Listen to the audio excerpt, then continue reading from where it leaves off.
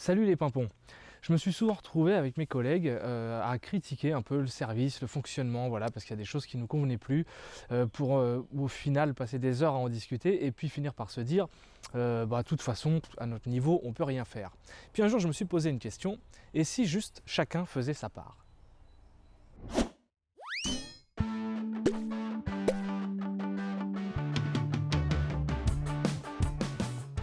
Je suis vraiment super content de pouvoir vous parler de ce sujet aujourd'hui parce qu'il me tient particulièrement à cœur.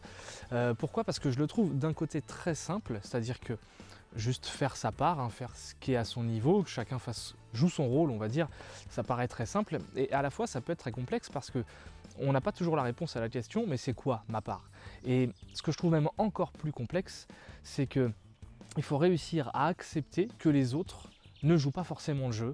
Et ça, c'est pas forcément évident à admettre. Et souvent, ça nous met en réaction, ça nous met en colère. Je vous raconte une petite histoire. C'est l'histoire d'un ver de terre qui est avec toute sa famille ver de terre dans une forêt. Et puis, d'un seul coup, il y a un feu qui se déclare. Donc, il y a une bonne partie des vers de terre qui commencent à courir et à se barrer. Et puis, ce petit ver de terre, lui, il prend son petit seau de ver de terre, il le remplit d'eau dans une mare qui est à côté, et puis il va essayer d'éteindre le feu avec. Et il fait des allers-retours, des allers-retours. Pendant ce temps, les autres sont en train de courir, et puis ils lui disent « Mais qu'est-ce que tu es en train de faire ?» Et ce petit ver de terre les regarde et il leur dit « Je fais ma part ». Alors il y a certains vers de terre qui continuent à se barrer en courant, et puis il y en a d'autres qui le regardent et puis qui disent « Ouais mais quand même c'est pas bête parce que si on s'y met tous », et puis pour rigoler j'ai regardé, et il faut savoir que dans une forêt, en moyenne on trouve à peu près 150 vers de terre au mètre carré. Donc s'il y en a ne serait-ce que la moitié qui commence à se mettre avec lui, et là c'est ce qu'ils font, ils commencent à l'aider, ils remplissent tous leur petit seau de vers de terre, et puis ils jettent leur seau sur les flammes, et au final ils finissent par réussir à éteindre l'incendie. Alors comme tous ces petits vers de terre, chez les pompiers, on bosse en équipe et on est tous un des maillons d'une chaîne. D'ailleurs, on aime bien dire la chaîne des secours. Et en tant qu'individu, en tant que maillon de cette chaîne, on a tous un rôle et pour que cette chaîne puisse remplir son rôle et rester solide, il ne faut pas que le moindre maillon ne casse. Et tenir son rôle de maillon, son rôle d'élément dans une chaîne. Alors des fois, élément, ça peut paraître un petit peu réducteur, mais quand on parle des 4 éléments, eau, terre, feu, air, qui sont primordiaux à la vie, voilà, moi je trouve pas que élément ce soit réducteur. Et en fait, en tant qu'individu, on est tous un élément du groupe. Et donc, tenir ce rôle d'élément, ça peut juste parfois être faire un petit peu de son mieux le plus souvent possible.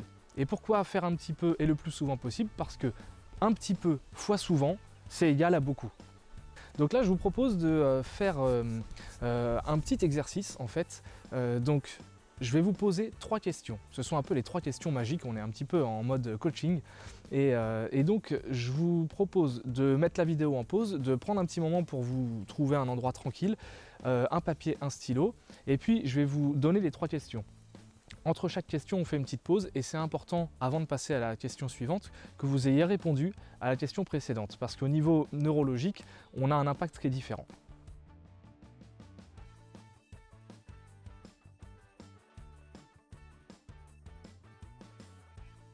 Donc c'est parti, je vous pose la première question. Dès que la question est posée, vous mettez pause, vous y répondez et ensuite vous passez à la suivante. Donc la première question, c'est en tant que pompier, qu'est-ce que je fais de bien et qu'est-ce que je peux améliorer? Je vous propose de trouver au moins 3 choses que vous pourriez améliorer. Donc ça peut concerner votre humeur, ça peut concerner donc vos relations, ça peut concerner des compétences techniques ou des qualités humaines, des choses que vous avez déjà pensé, que vous pourriez développer. Voilà, en tout cas, quelque chose que vous pourriez améliorer.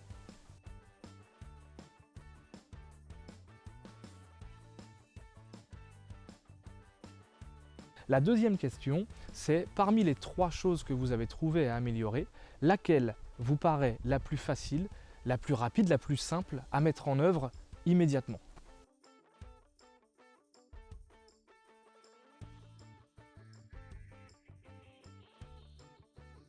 La troisième question, maintenant que vous avez trouvé laquelle des 3 solutions, laquelle des 3 nouvelles choses vous voulez mettre en œuvre, c'est très concrètement, comment est-ce que je vais pouvoir mettre en œuvre cette nouvelle chose?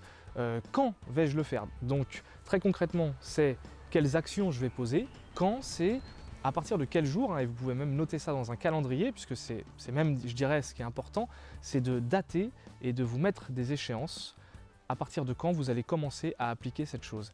Et puis ensuite, posez-vous les questions parce que c'est important d'avoir, de pouvoir programmer son feedback, hein, son petit retour d'expérience.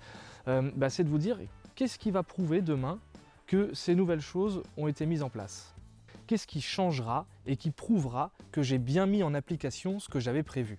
Voilà, plus vous aurez des réponses précises à ces questions et plus votre cerveau il pourra se faire une image précise de ce que ça pourra donner. Et si votre cerveau a une image précise qui lui plaît, il va déclencher les ingrédients qui vont permettre d'entretenir votre motivation.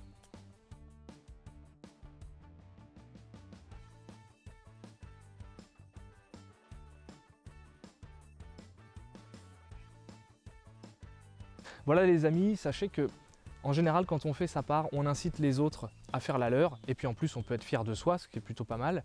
Et puis il y a toujours des personnes qui de toute façon ne voudront pas jouer le jeu et on n'a pas de prise sur eux, donc autant lâcher. En plus, quand on est en colère, quand on a du ressentiment face à toutes ces personnes qui ne veulent pas forcément faire leur part, en fait la première personne qui souffre de cette colère, c'est nous. Ensuite, ce sont nos proches, donc en fait les personnes qu'on aime le plus et je trouve ça un petit peu triste.